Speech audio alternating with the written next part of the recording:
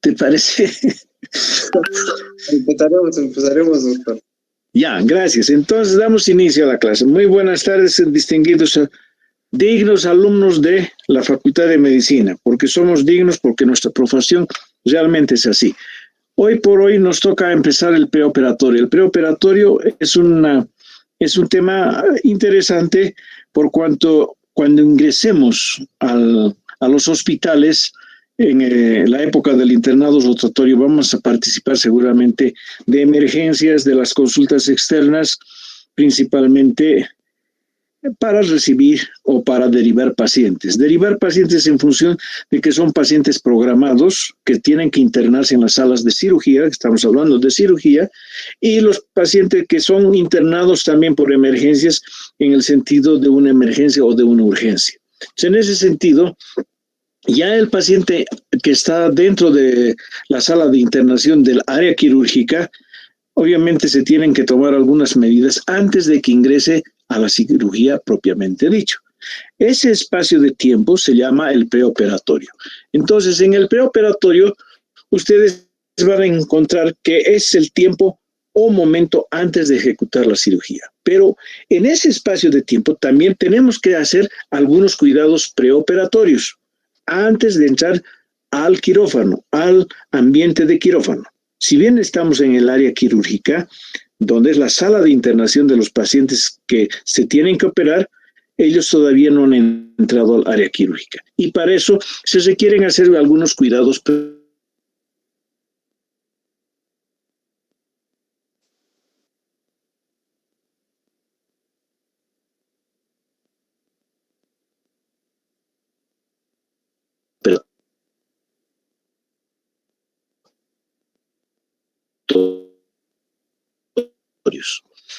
Entonces nosotros vamos a ver un documento que les dice debe internarse en la sala a tal día y a tal hora. El objeto es que en ese periodo seguramente ya va a tener lista su cama en la cual tiene que reposar y recibir los cuidados preoperatorios. El paciente que está programado ya tiene los estudios de laboratorio, tiene los estudios de gabinete y también tiene los estudios especiales. Si hablamos de los estudios de laboratorio, vamos a ver que son los exámenes comunes y corrientes como hemograma, glicemia, orina. Y los de gabinete seguramente tienen una radiografía o tienen una ecografía, ¿no? Y en el caso necesario, por ejemplo, en un proceso de diabetes tendremos un examen de laboratorio de diabetes que nos está mostrando la enfermedad, o en el caso de una tuberculosis, o en el caso de un problema tiroideo. Entonces, toda esa documentación que está en el expediente clínico, antes se llamaba historia clínica, hoy se llama expediente clínico, está inserto, de tal suerte que está escrito y está eso a disposición de los médicos que van a hacer el seguimiento. ¿Qué médicos van a hacer el seguimiento? Primero, el cirujano que le está internando y que le va a operar. También le va a ver el cirujano, ya no es cirujano, sino es el anestesista, que tiene que identificar los problemas probables que tenga el paciente para darle su medicación preoperatoria. Y luego los residentes que tienen que hacer la historia clínica, conocer al paciente y saber qué diagnóstico tiene para poder operar. Luego vienen los internos que también están coadyuvando al trabajo administrativo y la atención de servicio al paciente. Entonces, en esas circunstancias, nosotros entramos a un preoperatorio inmediato. Preoperatorio medioperar. Los que están programados 24 horas antes de la cirugía deben estar internados. Ese es el preoperatorio inmediato. En cambio, el preoperatorio inmediato es 24 horas previas al acto quirúrgico. O sea, ya estamos internados, pero corre ese tiempo. Listos para operar, ya está programada la cirugía, ya está identificado el horario y entonces las disposiciones para operar están listas. En cambio, en el preoperatorio de urgencia es el que entra el paciente por emergencias. Y este paciente que entra por emergencias obviamente tiene que tener algunos cuidados. No debe pasar de las 12 horas, o sea, prácticamente en la fase diurna debe operarse. ¿Qué quiere decir esto? Que debemos correr con todos los exámenes de laboratorio, gabinete y especiales en ese periodo de tiempo. 12 horas. Pero también hay una urgencia absoluta, que no debe pasar de 3 horas, ¿no? Entonces ahí ustedes están escuchando en las noticias últimamente que están acuchillados con 1, 2, 3, 13 puñaladas, etcétera, etcétera. Esos pacientes son los que tienen que ingresar y no deben pasar más de las 3 horas. En ese periodo de tiempo hay que hacer los exámenes de laboratorio, de gabinete y los especiales, pero los más prioritarios, ¿no? De ahí hay que escoger los más prioritarios, que son los que necesitamos para la cirugía de urgencia que se va a presentar. Y también tenemos una otra que es la urgencia extrema, ¿no? Que no permite el retraso. Eso, o sea, entra y hemos visto el detalle, por decir, un apuñalado de abdomen, reconocemos, identificamos y tiene que operarse ya nomás, porque las probabilidades de interesar los órganos internos están presentes. Entonces, esta urgencia ya es extrema, ¿no? Aquí estamos hablando de una sección de la yugular. Pues resulta que en mi hospital llegó un muchacho a las 12 del día a visitar a su esposa que había tenido una guaguita, ¿no? Entonces le atendió a su esposa con todo afecto, todo lo que ustedes normalmente conocen cuando un niño nace. Bueno, terminó de hablar con su esposa y le dijo que iba a volver y salió a la puerta del hospital. En la puerta del hospital apareció un grito: ¡ladrón! Una señora corriendo detrás de alguien. Y este muchacho comedido se le acercó al ladrón y lo cogió por la mano, por el hombro. El ladrón se dio la vuelta y evidentemente le cortó la yugular. En otras palabras, en términos generales, le cortó el cuello. Miren ustedes, en la puerta del hospital no logró llegar a la puerta del hospital. O sea, no logró llegar absolutamente ni a emergencias. ¿Qué tenemos que hacer? Obviamente hay que hacer una hemostasia y la única que podemos hacer es la hemostasia digital, ¿no? Ese es el cuento para que ustedes vean la urgencia extrema que a veces no permite hacer muchas cosas. En la parte de lo que se llama el cuidado preoperatorio, quiere decir que cuando ya el paciente está internado, nosotros tenemos que prepararle en las mejores condiciones. ¿Qué quiere decir esto?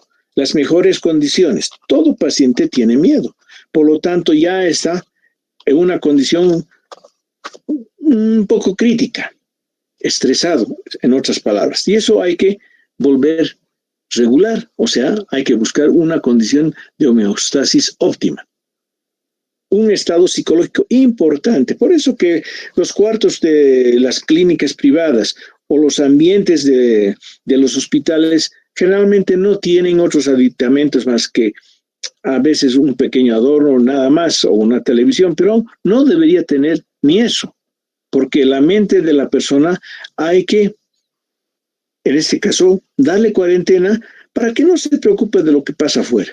Y eso también ayuda a bajar las condiciones del paciente en el estado psicológico. Entonces, ¿qué tenemos que hacer? Primero, restablecer las alteraciones que hubiesen en el individuo. ¿Qué quiere decir eso? A veces hay problemas de equilibrio hidroelectrolítico. Entonces, hay que corregir esos problemas y se le dan soluciones. O tal vez hay que darle medicación, o tal vez tiene su medicación propia. Por ejemplo, los que tienen algún problema cardíaco, entonces necesitan su medicación.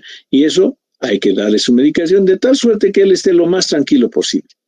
Prevenir las complicaciones. Identificar qué complicaciones podemos tener, ¿no? Ya sabemos el diagnóstico, pero hay que identificar qué complicaciones podríamos tener. Y eso hay que minimizar al máximo. También otro elemento es eliminar el dolor, pero ya en la parte del posoperatorio. Eso seguramente en el posoperatorio se los van a comentar. Así como la hemorragia. Puede que ocurra o pueda que no, pero hay que tener cuidado. Y finalmente mantener el equilibrio electrolítico. Durante el acto operatorio, evidentemente se pierden electrolitos y eso hay que recuperar. Ese es más o menos el problema general del preoperatorio, pero tenemos que ver también que debemos nosotros manejar el expediente clínico. Los cirujanos, normalmente los médicos en esta situación, les estamos dando la oportunidad de hacer la historia clínica. Porque la obligación es hacer del médico, pero si el médico lo hace, entonces como estudiantes no tendríamos la oportunidad de intervenir ni de conocer la documentación que hay que hacerla. Porque a partir de este momento que les estoy comentando, las leyes indican que tienen que hacer un documento explícito y bien hecho. Porque ese documento no solamente sirve como historia del paciente, sino involucra a los medicamentos que van a utilizar, a los exámenes de laboratorio que van a realizar, al protocolo operatorio que van a realizar, en fin, todas las acciones que se realizan durante el acto quirúrgico tienen que estar escritas, por cuanto en este momento el Sistema Único de Salud lo está pagando el gobierno. Y el gobierno para pagar tiene que tener todos los antecedentes claros. Si no los hay, entonces existe también lo que se llama la supervisión. Finalmente existe lo que se llama las auditorías famosas. Entonces, a partir de este momento, mis dignos alumnos de estudiantes de medicina, no se olviden, los documentos ahora hay que hacerlos casi perfectamente, que no tengamos ninguna llamada de atención. Si hubiese algún problema en ese sentido, no duden, el Estado no va a dudar en llamarles la atención ni hacerles un proceso, si es que está mal hecho, a algún detalle de ese expediente clínico. Por lo tanto, el examen semiológico, ustedes que están pasando semiología, yo les pido que dominen, traten de dominar porque es la mejor manera de hacer un expediente clínico. Con todo ese examen semiológico que ustedes van a tener, estoy con seguridad que ustedes van a llegar a un diagnóstico, por lo menos aproximado. Entonces, ese diagnóstico también tiene que estar muy bien explicitado, por cuanto entre en la supervisión de todos los exámenes que hacen o las auditorías que hacen a los expedientes clínicos. Sin embargo, con toda esa documentación que tiene, más o menos como a eso de lo que se llama a media jornada, especialmente en la parte vespertina, llega pues el anestesista. Y el anestesista entra y vuelve a estudiar al paciente. Lee la historia clínica, observa los exámenes de laboratorio, gabinete y especiales. Hace una evaluación completa del paciente, de tal suerte que puede dar el visto bueno para que pueda realizarse la cirugía. Entonces, entra a la parte de preparación preoperatoria, le da su medicación, que es importante, o tal vez no lo es, pero ya autoriza, en todo caso, el ingreso del paciente al quirófano. Eso generalmente lo hacen los anestesistas en la noche, porque al día siguiente van a entrar al quirófano, para el caso de los pacientes programados. Para el caso de los pacientes de urgencia, de extrema urgencia, que tienen que ya entrar al quirófano, sí lo hacen casi inmediatamente para saber en qué condiciones van a poder manejar a su paciente. Ese es el preoperatorio de la víspera, donde vemos hay unas medidas especiales, ¿no? Especialmente para aquellas enfermedades que están pasando con ese paciente. Tal vez ya está escrito en la historia clínica, pero si no, hay que tomarlo en cuenta y escribirlo, ¿no? Entonces, hay otros elementos interesantes, por cuanto no solamente es el paciente, sino vamos a buscar el órgano o la región específica para el acto operatorio. Entonces, esa zona tiene que ser registrada, observada, hacer la anamnesis correspondiente y obviamente con el diagnóstico estaríamos dando un paso más. En ese interín juega mucha importancia la relación del paciente. O sea, no es que yo tenga que ganarme la confianza del paciente. No. Lo que tengo que ganarme del paciente es que él me respete y que mis opiniones las pueda escuchar, las pueda razonar y pueda aceptar de tal manera que esté convenientemente informado de lo que se va a realizar. Por eso que la información al paciente debe ser claro, sencillo, porque no solamente le vamos a informar al paciente, muchas veces son los familiares que están deseosos de saber qué problema tiene el paciente y saber qué van a hacer, cómo van a colaborar, ¿no? Esa es una forma. Y obviamente también cuando nosotros presentamos ante los colegas, porque a veces es necesario hacer una junta médica, entonces tenemos que explicar perfectamente cómo ha sido el tema del paciente. Y esta relación es muy importante, porque ahí el paciente está dejando en nuestras manos prácticamente su persona, su ser y su vida. Por lo tanto, nosotros tenemos que ser discretos. Muchas veces somos muy amigos los médicos y a veces no consideramos que el paciente a veces se pone muy susceptible. Entonces, valorando estas cosas, nosotros buscamos el respeto del paciente a través de la información, del conocimiento que tenemos al respecto de su patología. Por eso se hace el consentimiento informado. Si ustedes le han explicado bien, entonces él acepta su enfermedad, porque debe saber de su enfermedad. Debe saber qué tratamiento le vamos a hacer. Debe saber el probable resultado. Casi todas las cirugías están protocolizadas, o sea, tienen un protocolo, o sea, tienen una técnica quirúrgica de hacer. Por lo tanto, si se sigue la técnica quirúrgica, obviamente la cirugía no tiene por qué salir mal, va a salir bien, porque esa técnica quirúrgica ya ha sido probada. Sin embargo, existen condicionantes especiales cuando las alteraciones se han profundizado. Ejemplo, cuando hemos operado, cuando hay un problema de apendicitis y hemos esperado demasiado tiempo, entonces puede pasar a una peritonitis. Primero focal, o sea, en el lugar, pero como es en el abdomen, ya está dentro de cavidad esa infección. O también puede ser generalizada cuando ya se ha dispersado el proceso infeccioso. Entonces, esas condiciones son riesgos del paciente y pueden llevarnos a una sepsis generalizada, lo cual no debemos llegar, ¿no? Entonces, por eso es que debe saber el posible resultado, ¿no? Y luego debe saber que después de la cirugía, él se va a reinsertar a su trabajo, a la sociedad y obviamente en las mejores condiciones si es que la cirugía ha sido un condicionante en que le ha resuelto el problema. A no ser que en la otra contraparte es cuando es un problema canceroso o neoplásico, donde el paciente obviamente ya tiene otra manera de reinsertarse en la sociedad, ¿no? Ese es otro tema aparte. Entonces aquí lo que tenemos que hacer, vamos repitiendo, un estudio clínico integral del paciente, un examen semiológico, considerando los datos generales que ya ustedes han hecho en semiología.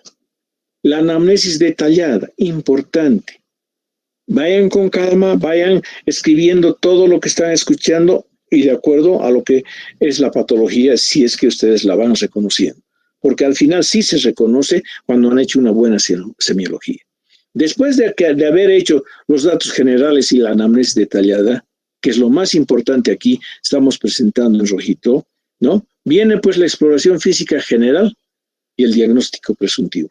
Entonces, en el examen, en la exploración física general, ustedes ya saben los elementos semiológicos, ¿no? Observar, tocar, palpar, percutir, sentir el olor. Todos esos elementos tienen que estar, pero es importante la exploración física. Identificar muy bien en qué zona está la lesión, identificar muy bien el lugar donde se va a operar, porque ya viene con diagnóstico en el caso programado, pero en el caso que es de urgencia, no viene con diagnóstico. Entonces, si ustedes no exploran bien a la persona, entonces su diagnóstico puede ser errado. Siempre hay que explorar, hay que observar, hay que palpar, hay que mirar muy bien las condiciones en que está entrando la persona de urgencia. En cambio, vuelvo a repetir, el que es programado ya tiene estudiado todas esas cosas, viene con antecedentes, tiene mayor facilidad de resolución. Para esto, deben hacerse los exámenes complementarios. Ya hemos explicado, el hemograma, glicemia, orina, etcétera, laboratorialmente. Los exámenes de gabinete son la ecografía, la tomografía, me estoy olvidando de los rayos X porque ya con los rayos X todavía es una fase que se utiliza, pero más rápidamente podemos tener resultados óptimos con una tomografía. o con una resonancia magnética, o con una ecografía, ¿no? Más rápido son métodos no invasivos, pero que se da, ¿no? Y luego, ya con todos esos elementos, nosotros tenemos pues un razonamiento lógico para tener el diagnóstico confirmado y hacer el trabajo que debemos hacer dentro del área quirúrgica.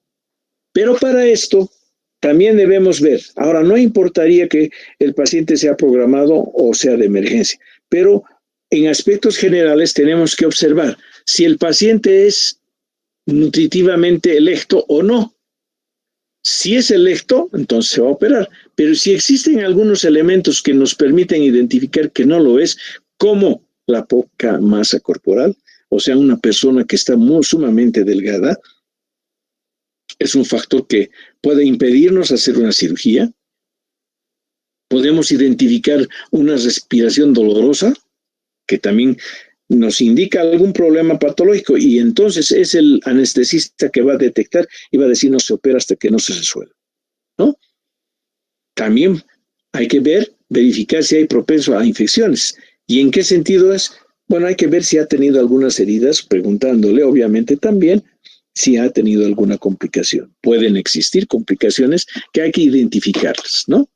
Todo paciente, aquí hablamos ya de la pérdida de peso, todo paciente que ha perdido más o menos el 30% tiene diagnóstico desfavorable, porque el proceso de cicatrización es lo primero que nos va a demostrar que no se va a poder realizar en las óptimas intenciones, ¿no? No va a darse en forma óptima. Entonces, los extremos de la vida también son de consideración, tanto en menores de edad como en las personas adultas mayores. Pero no se olviden, si son delgados no se pueden operar, si son gorditos tampoco se pueden operar, a no ser que de extrema urgencia. En todo caso, al delgado hay que nutrirlo y al que está gordito hay que hacerle bajar de peso, ¿no? La nutrición del paciente es bien importante, ¿no? Hay que darles todas sus necesidades. ¿Cuáles son sus necesidades? 2.500 al día de lípidos, necesita hidratos de carbono, necesita proteínas. ¿Y en qué se traduce eso? Proteínas, carne, leche, huevos, etcétera. ¿En qué se traduce lo otro? Minerales, todos los minerales habidos y por haber.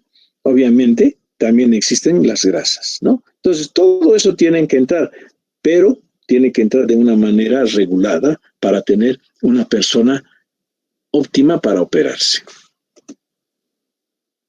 Entonces, si nosotros vemos al paciente gordito o flaquito, necesariamente tenemos que hacer alguna valoración. Y esa evaluación mínima del estado nutricional, debemos intentar hacer un indicador global del estado nutricional, que es el peso-talla. Lo más facilito. Peso real en kilogramos sobre el peso ideal. Se multiplica por 100 y tenemos una tabla donde se muestra menos y más. Menos de 90 es un déficit, quiere decir que está debajo de lo normal, por lo tanto debe estar delgado. Si es entre 90 y 100, estará en un problema normal, en que ni es delgado ni es robusto, ¿no? Dentro de su esquema normal. En cambio, si pasa de 100, más de 110, ya tiene sobrepeso u obesidad. Muchos de los robustitas, de las personas ya robustas, ya han sobrepasado ya tienen un peso mayor, entonces este índice lo han sobrepasado. Y este índice de sobrepeso aumenta los riesgos quirúrgicos. Otro índice que nosotros conocemos es el índice de masa corporal. Peso en kilogramos sobre la talla, en metros cuadrados. Entonces aquí eso nos va a dar un peso insuficiente, un normopeso. El normopeso, para que se acuerden, de 18 a 24 años de edad, la edad ideal del hombre, ¿no es cierto? Sobrepeso, un sobrepeso de grado 2, 1, 2, 3, son los que se pueden regular. Pero ya cuando tenemos una obesidad de tipo mórbida, ya la cosa nos pone un poquito en aprietos. Aprietos porque hay que hacer un examen general, hay que hacer un examen cardiológico, hay que hacer un examen renal, hay que hacer todos los exámenes necesarios para ver cuál es la condición del sobrepeso, ¿no? Y obviamente regular. Ya en la obesidad tipo 4, ya es más delicado el problema. Entonces tienen que entrar a programas específicos, ¿no? También tenemos un elemento que se llama la albúmina sérica, ¿no? Esa albúmina también nos da un índice de hipoalbuminemia que aumenta la mortalidad. Entonces, si disminuye, tenemos menos de 3.5 miligramos por decilitro, déficit. Y si tenemos un poco más de 3.5, está dentro de lo normal, lo cual nos pone bastante tranquilos para el acto quirúrgico. Un otro elemento también en el examen de laboratorio, los exámenes de laboratorio, encontramos especialmente el examen de sangre y ahí encontramos los linfocitos. Si disminuyen en pacientes con desnutrición proteica y se asocia a una mayor morbimortalidad. Entonces, si ustedes se fijan, linfocitos aumentados, ya hay que parar las antenas y estar pendientes de lo que va a pasar con el resto de los exámenes de laboratorio. Vemos ahí si es por menos de 1500, normal. Si es más, aquí estamos disminuyendo, perdón. Si estamos disminuyendo es déficit. Si aquí es más, dentro de lo normal. Aquí estamos disminuyendo 1500 por milímetro cúbico, ¿no? Estamos hablando de los linfocitos. Eso se puede observar.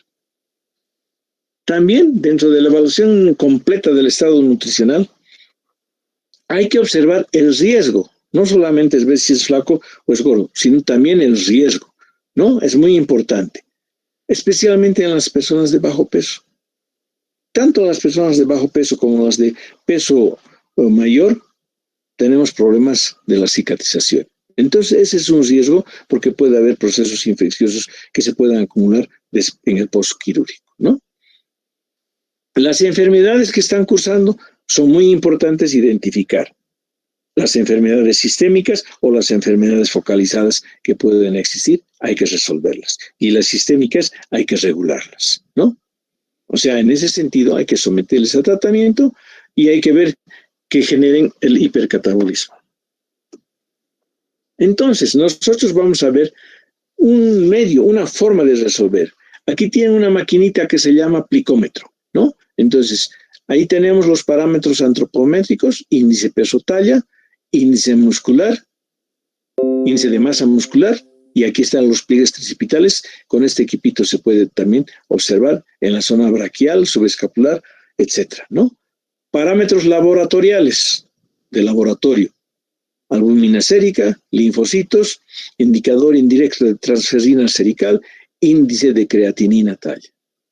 Laboratoriales, ¿no? A esto se incorporan el Hugo famoso, hemograma, uremia, glicemia y orina.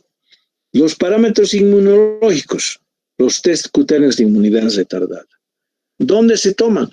En el antebrazo. Se colocan con una jeringa, una gotita subdérmica y ahí se van a observar si hay o no reacción inmunológica, ¿no? Con todos estos que hemos visto, razonando un poco, podemos decir si es de bajo riesgo, si es de mediano riesgo o si es de alto riesgo el personaje que vamos a operar. Entonces, para eso nosotros vamos a identificar por sistemas, sistema cardiovascular.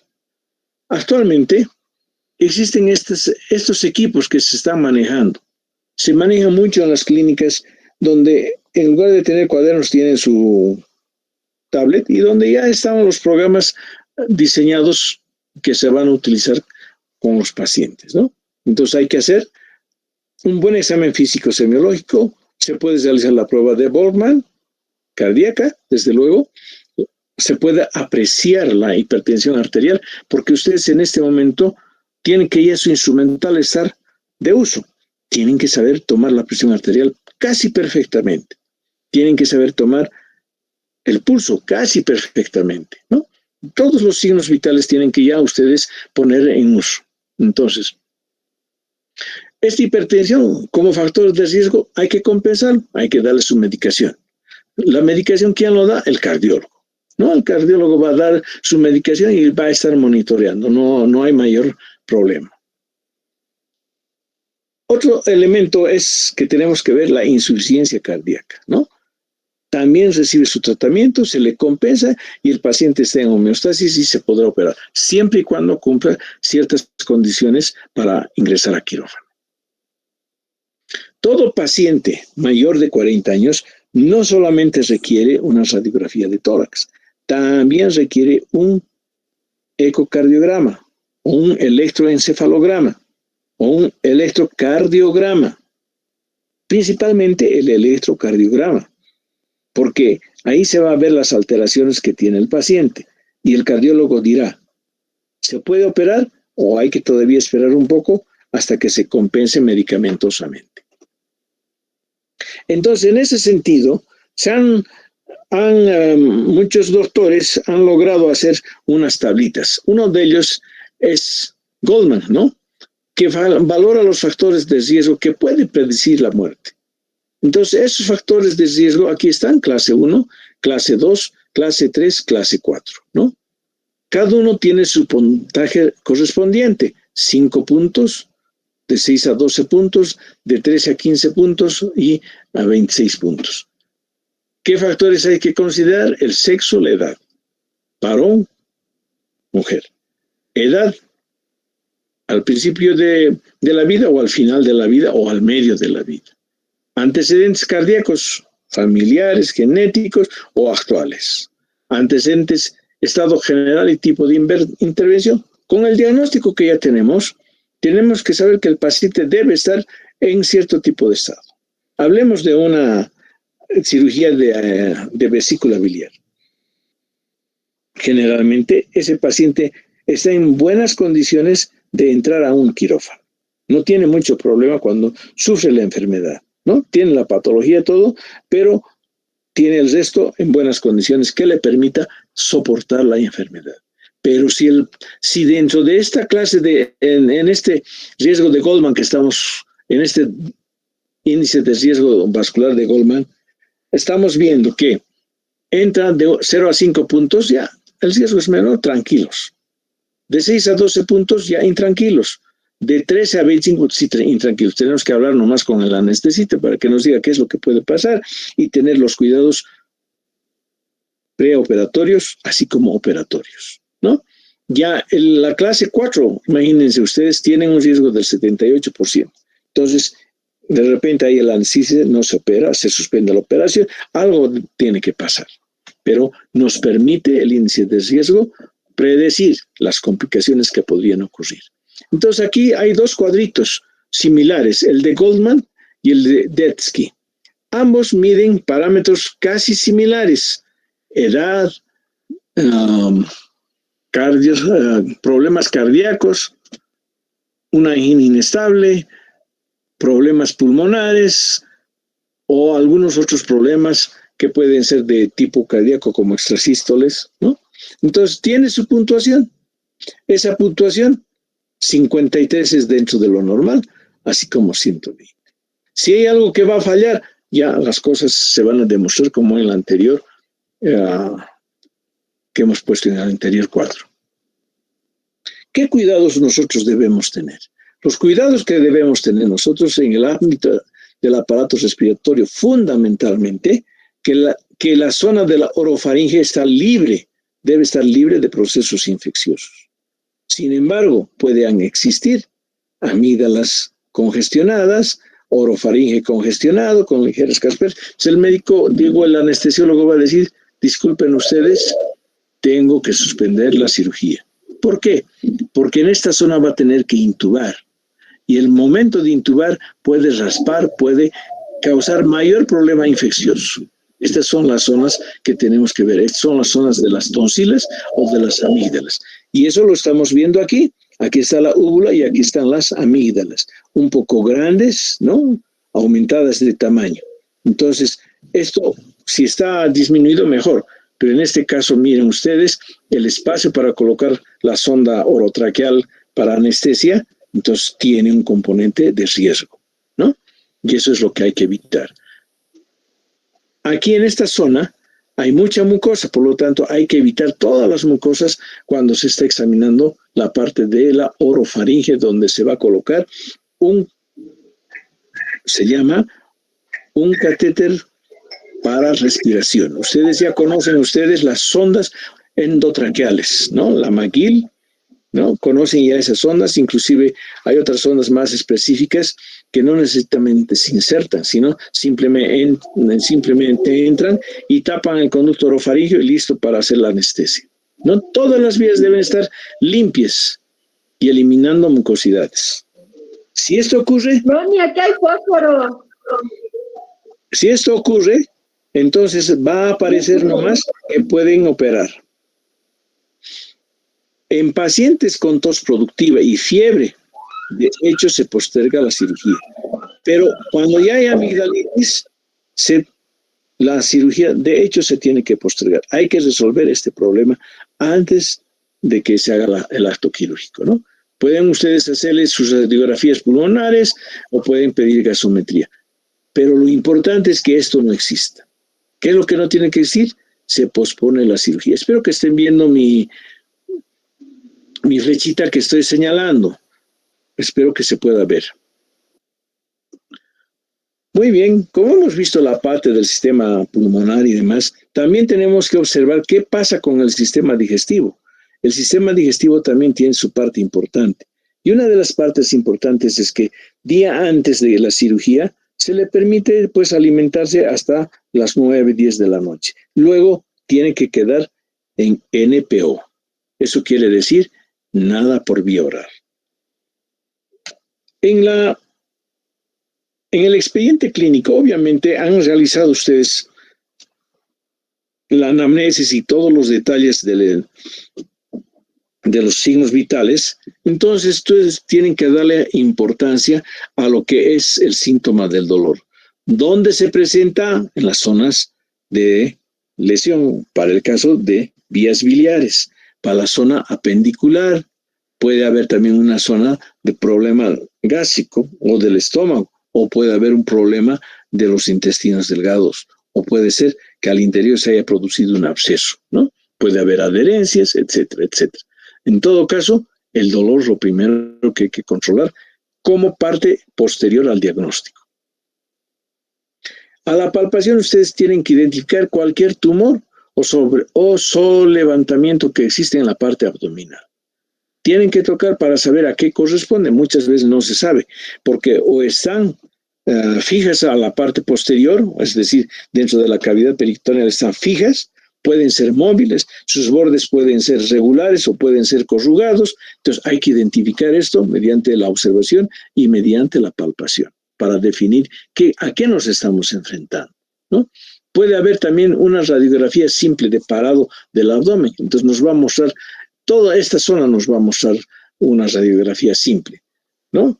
En cambio, si ponemos una ecografía nos va a mostrar muchos más detalles y peor si hacemos una tomografía y mejor aún si hacemos una resonancia magnética. Por lo tanto, hay que hacer un examen minucioso de los problemas de tipo gastrointestinal asociados a lo que se llama el dolor. Si nosotros también vemos y sabemos que el tema del riñón es muy importante, entonces vamos a hacer de igual manera un examen semiológico importante, ¿no? Identificando algunas alteraciones renales como la pielonefritis. Si hay, bien, tendrán ustedes que hacer el tratamiento correspondiente. Si no hay, está mejor, porque entonces cuidarán que ese riñón funcione de la mejor manera. Por lo tanto, ustedes pueden ver, si hay aumento de nitrogenados, habrá alteración de equilibrio ácido básico en el postoperatorio. Todo lo que estamos haciendo en el preoperatorio tiene que ser llevado de la mejor manera, por cuanto, si esto está bien, el postoperatorio será también bien y nos dejará, en algún momento nos dejará dormir, menos preocupación.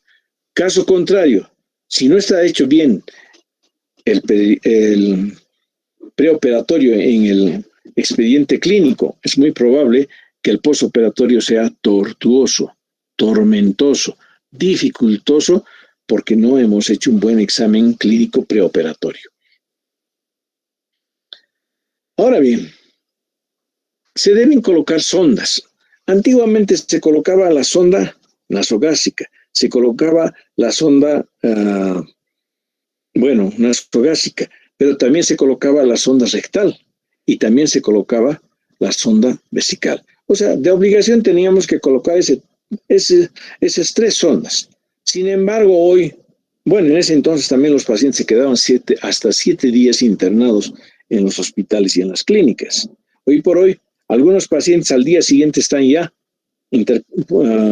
intercalándose con la sociedad, yendo a trabajar, ¿no? O sea, la cirugía ha tenido un adelanto bastante óptimo que nos ha permitido acortar los días de estadía de internación, ¿no? Entonces, las camas hospitalarias generalmente están de 1 a 3 días y ya están cambiando. Antes teníamos que el paciente quedarse más o menos 7 días.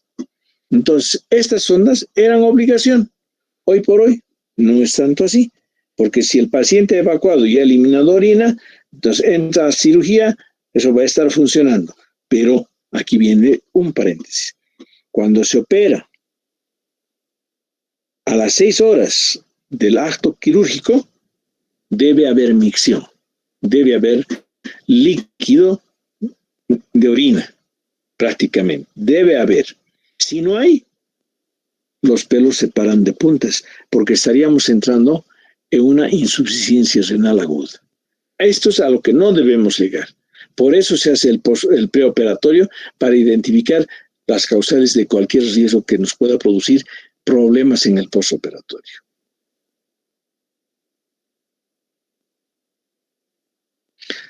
Otro elemento que tenemos que mirar son los pacientes diabéticos en relación al sistema endocrino, ¿no?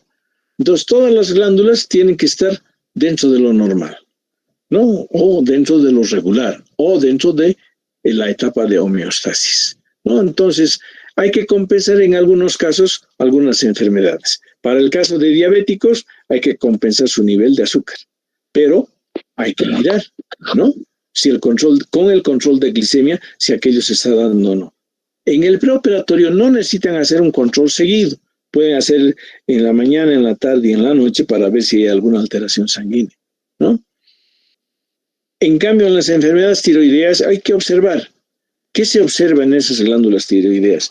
Se observa, pues, la consistencia. Generalmente las glándulas tiroideas tienen una consistencia delicada, suave, y eso no permite hacer una buena cirugía. Entonces hay que utilizar elementos que nos hagan endurecer esa glándula.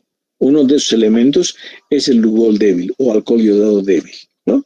Entonces hay que identificar eso. Otra enfermedad que también nos produce un desequilibrio es la enfermedad suprarrenal, la insuficiencia renal crónica o enfermedad de Addison.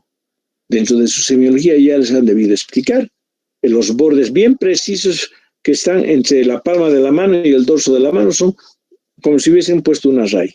Entonces ahí ustedes pueden ver una enfermedad de Addison. Otro elemento son las enfermedades metabólicas, ¿no? Prediabetes, síndrome metabólico, hígado graso, dislipidemias, hipertensión arterial. Como les he expresado, aquí esto no debe aumentar de tamaño. El abdomen no puede estar aumentado de tamaño. No por ser gordito vamos a sufrir este tipo de enfermedades, y especialmente la hipertensión arterial, ¿no? Sin embargo, un paciente desnutrido tiene un alto riesgo quirúrgico. Ya hemos visto por qué. Porque el periodo de cicatrización puede estar muy alargado, no está próximo. Y eso tenemos que tener cuidado. En cambio, el paciente obeso ya es un paciente que tiene riesgo operatorio. Y aquí hay que hacer un tratamiento, aquí hay que hacer un estudio de este paciente, porque conlleva trastornos respiratorios. Toda esta zona del abdomen que ustedes están viendo, a través de mi flechita, ha aumentado de tamaño, pero no es nomás este aumento de tamaño, sino que está jalando al pulmón hacia el lado donde está inclinada la persona que está atendiendo la parte externa, ¿no es cierto? Entonces hay que mirar precisamente ese detalle, ¿no? Hay que bajar de peso, hay que bajar de volumen. Muy importante este elemento. Obviamente que el riesgo es muy alto con estos pacientes. Uno de los programas es disminuir la alimentación, pero razonadamente, racionalmente, porque no se puede matarlos de hambre, porque igual nos van a dar conflictos. Todos estos elementos llevan o concluyen en alteraciones vasculares, y eso hay que cuidar. Entonces aquí hay un paréntesis en el que normalmente me quedo. Todo paciente que ha sido operado o visto o tiene problema cardiológico y fundamentalmente, principalmente, que ha tenido un infarto de miocardio, no puede operarse sino hasta después de 6 meses. No se olviden ese detalle. Son 2 detalles. No pueden operar a un enfermo que ha sufrido infarto de miocardio, sino hasta después de 6 meses. Y el otro elemento importantísimo es que después del acto quirúrgico, después de una cirugía, el paciente debe miccionar por lo menos 600 ml. ¿Tienen ustedes alguna pregunta en este momento? Si tienen alguna pregunta, por favor.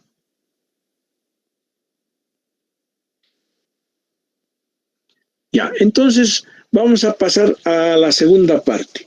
Este paciente también necesita, antes de entrar al acto quirúrgico, que se lo prepare psíquicamente, porque él tiene una reacción emocional. Todos los pacientes que van a entrar a cirugía tenemos miedo, principalmente porque obviamente no sabemos lo que va a pasar con esas personas, pese a que nosotros como profesionales sabemos qué es lo que va a pasar, qué es lo que va a ocurrir, ¿no? De acuerdo a la patología presente. Tenemos que identificar si el paciente está ansioso, si tiene inapetencia o si tiene insomnio. Todo esto tenemos que regularlo durante el preoperatorio.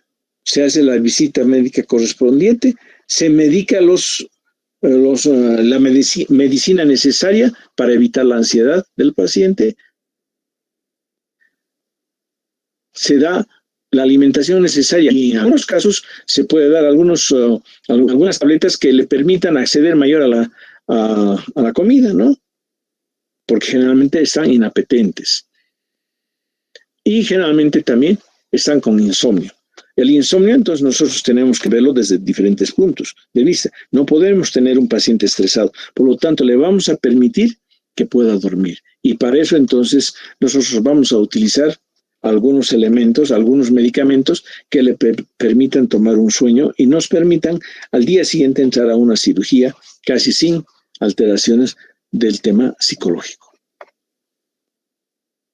Todos los pacientes pueden tener miedo, pero aquellos que son más fríos son los más peligrosos porque pueden haber reacciones de diferente manera y no los pueden demostrar, ¿no?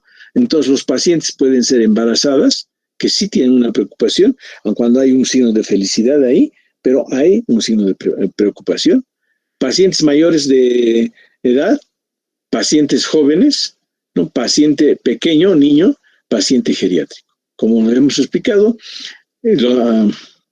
los finales de la vida, el nacimiento como empiezo y el final como persona adulto mayor, son los que tienen más riesgo para el acto quirúrgico.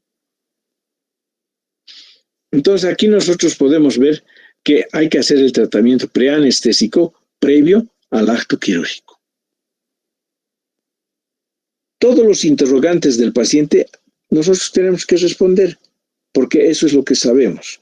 Entonces les vamos a responder de la mejor manera, porque ellos quieren saber qué enfermedad padece y cómo quedará, ¿no?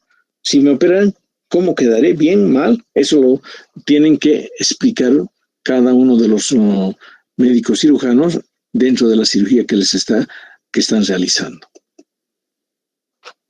Aquí estamos mostrando los exámenes de laboratorio y gabinete, ¿no? Y aquí lo que les había comentado más adelante, entonces entramos a lo que se dice UGO. Es uno de los primeros exámenes de laboratorio que tienen que pedir, no en cualquier patología, pero sí en cualquier emergencia que ustedes tengan, deben pedir estos exámenes de laboratorio, que son importantes. Este tiene un mnemotécnico, que es UGOS. Aquí está la H de hemograma, Aquí está la U de nitrógeno ureico sistémico o creatinina, no O, sino y creatinina, que también se toma, ¿no? Necesariamente tenemos que saber la glicemia, por cuanto sabemos que tenemos que regular, ¿no? Necesariamente tenemos que saber orina, si hay o no hay micción. Obviamente, cuando entra al preoperatorio, tiene que haber micción, todo tiene que haber normal, incluso se puede medir la cantidad de orina que está eliminando. Pero en el operatorio ya es un tema de mucho cuidado, ¿no? Necesitamos que tanto, especialmente el hemograma, nos dé luces en el tema. Ahora, todo esto, en las personas mayores, ¿qué tenemos que hacer? Tenemos que pedir una radiografía de tórax y nunca dejar de lado un electrocardiograma. Este electrocardiograma nos da mayor tranquilidad para poder hacer. Muy bien. Paciente internado.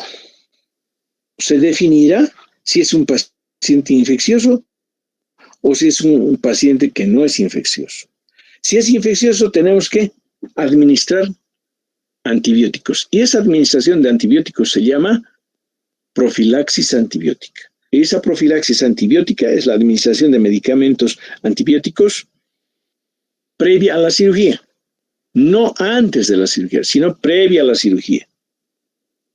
O también se puede poner durante el acto quirúrgico. O también se puede poner unas 24 horas antes. ¿Qué es lo que se usa generalmente? El preoperatorio y el acto quirúrgico. Son en esos tiempos en que se administra un antibiótico, ¿no? ¿Qué va a hacer el antibiótico? Pues nos va a eliminar todas las bacterias que tenga. Sin embargo, como profilaxis, tal vez no existan bacterias. Entonces, ese es el antecedente que nosotros tenemos para ver si hay antimicrobianos que actúan contra los microorganismos contaminantes del campo operatorio. Vamos a pensar, se hace una apendicitis aguda. Eso significa que hay proceso infeccioso. Se presenta el proceso infeccioso y puede contaminar las paredes, puede contaminar los medios. Y eso hay que cuidar de tal suerte que la apendicitis esté bien tratada y tengamos un resultado conveniente. Esos mismos antibióticos en cirugía se deben utilizar cuando hay contaminación bacteriana. Hay que utilizar. En caso de quemaduras grandes, hay que utilizar en caso de quemadura grande. Lo que no quiere decir que no puedan dejar de usarse cuando hay una quemadura pequeña o mediana, ¿no? Porque si está infectado, igualito tienen que utilizar antibióticos. Las amputaciones generalmente tienen procesos infecciosos, ¿no? Este es un pie diabético donde le van a operar a nivel de la rodilla, ¿no? O sea, esto implica que tiene que desvirtuarse antes de una cirugía, ¿no? Si es necrosante, diabética o no lo es. Ustedes están viendo aquí un borde. La necrosis está en esta zona, pero ya ha avanzado en esta zona. Y en esa hay que amputar, pero no se amputa solamente esta parte, sino hay que amputar la parte sana más. Entonces, imagínense cuánta de pérdida de miembros tienen. Y estos hay que cuidar. Entonces hay que hacer un buen tratamiento para que no ocurra este problema de infección por amputaciones, ¿no? En otras circunstancias, cuando hay fracturas, también puede haber un injerto de material extraño en los tejidos. O sea, todo material extraño actúa como cuerpo extraño. Y el cuerpo extraño actúa como si estuviese infectado, aun cuando no lo esté, pero también puede infectarse. Pero principalmente, cuando no está infectado, entonces podemos utilizar profilácticamente los antibióticos. No se olviden, profilácticamente para evitar, en este caso de esta necrosis, evitar que vaya continuando la infección. En el caso de que hay que amputar cosas que no tienen mayor problema, para evitar la contaminación, ¿no? Y aquí hay dos elementos que sí hay que utilizar, sí o sí hay que utilizar antibióticos. Las operaciones de corazón y las operaciones de cerebro. Estas tienen su lugar de cuidado, porque son los elementos más importantes del organismo que tenemos que cuidar. Por lo tanto, merecen su atención profiláctica de antibióticos. ¿Cómo vamos a elegir antibióticos? Hay que elegir de acuerdo al agente microbiano. Hay que elegir donde sea más, que la concentración sea más efectiva en el lugar donde se va a colocar el antibiótico. Importante, ¿no? Que no sea tóxico, importante. Y que no altere la flora intestinal. Eso es bien importante, porque el intestino, si bien tiene flora saprófita, también tiene algunos microbios, pero para el caso de una cirugía de colon o de intestino, necesariamente tenemos que hacer una higiene de esa zona. Y esa zona nos va a permitir hacer una cirugía mucho más limpia, ¿no?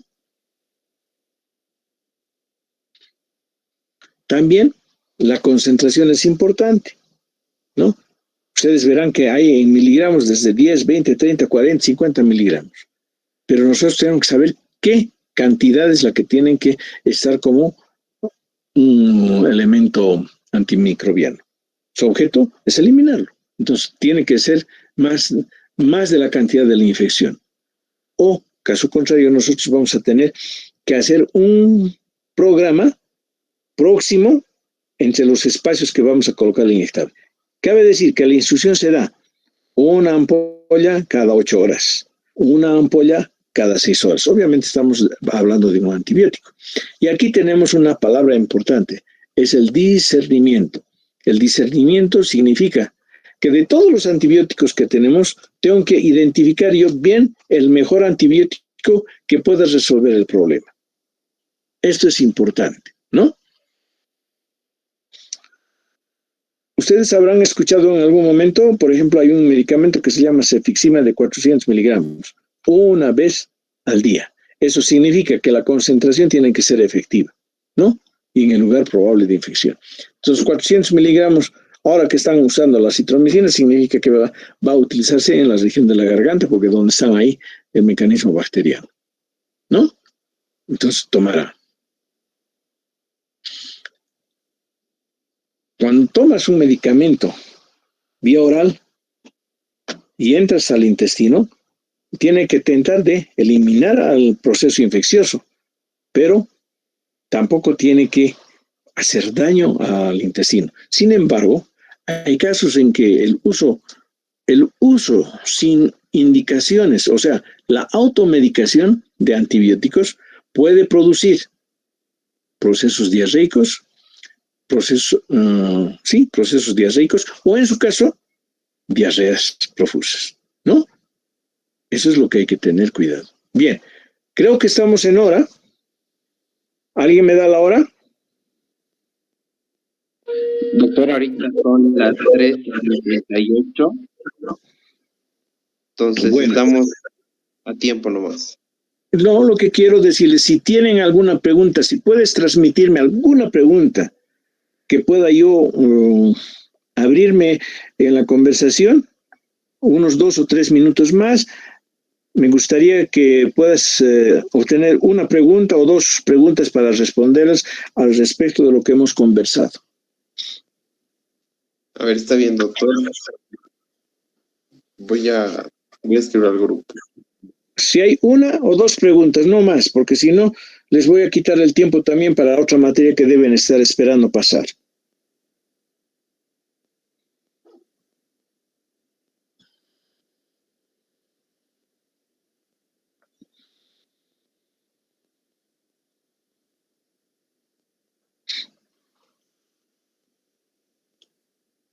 Doctor, buenas tardes. Quería consultarle cuánto es el tiempo de espera después de un postoperatorio, esos 600 Mililitros. Ya. Un postoperatorio. Mililitros. Correcto, buena pregunta. Eso es en el postoperatorio. En el postoperatorio, después de haberse operado, hay que esperar 6 horas. Si a las 6 horas no hay micción, no hay salida de orina, ustedes tienen que hacer por los medios que conocen, ¿no? Producir orina. Si no producen orina, en el caso de ustedes que son médicos internos, que ya los estoy considerando, avisan directamente al médico tratante para que él resuelva el problema. Tiene que haber micción, mínimo de 600 ml a las 6 horas, por favor. No queremos entrar en terapia intensiva, ¿ya? En otras palabras, no quiero entrar en insuficiencia renal crónica. Esto se los van a explicar seguramente en el postoperatorio, pero ahí va el comentario. Gracias por la pregunta. ¿Alguien más?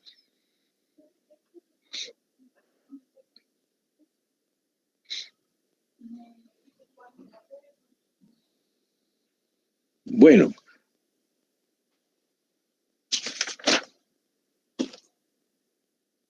Haendel. Bueno, doctor, ya he preguntado también en el live de YouTube si hay alguna pregunta y, bueno, aparentemente ninguno de mis compañeros tiene ni una pregunta. Perfecto. Ya, les agradezco entonces, creo que hemos concluido y muchas gracias por su presencia. ¿Cuántos han asistido, por favor? Son 211 personas, doctor, las que han estado sumados, ¿no? Tanto en el Meet como en el live en YouTube. Muy bien. Entonces eso es suficiente para mí y muchas gracias por todo. Podemos despedirnos hasta el próximo miércoles. Hasta el próximo. Hasta luego. Gracias, doctor. Hasta luego. Gracias, doctor. Hasta luego.